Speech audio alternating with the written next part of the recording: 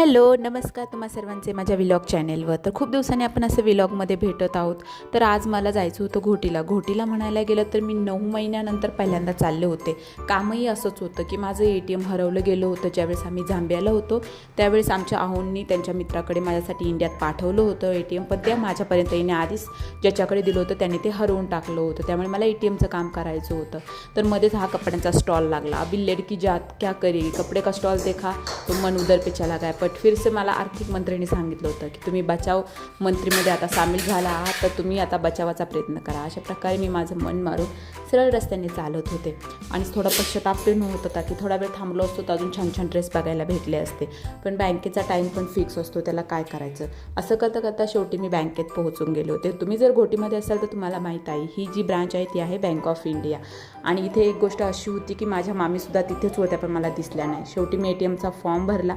त्यानंतर मी मामींसोबतच बाहेर आले फालुदा पिण्यासाठी आणि तिथेच आम्हाला मामा देखील भेटले, कारण मामी सोबतच आले होते. मग काय मामीलाही घेतलं व्लॉगमध्ये. मामी नाही बोललं पण घेऊन टाकलं थोडं.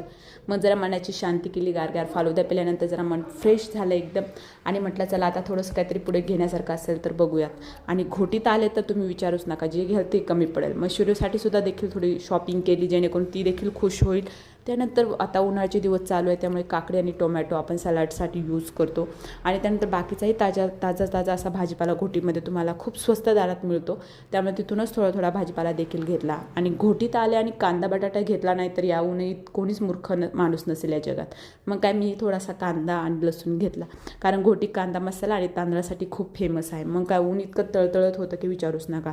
शेवटी मग परतीच्या मार्गाकडे निघाले.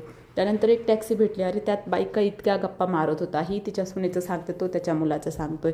मग एक गाडीवाला म्हणतोय बायकांनो शांत बसा जरा, मला गाडी चालू द्या. त्यानंतर आम्ही नाशिकमध्ये उतरले आणि नंतर मला घरी जायचं होतं. ऊन खूप लागत होतं. लवकर घरी गेले.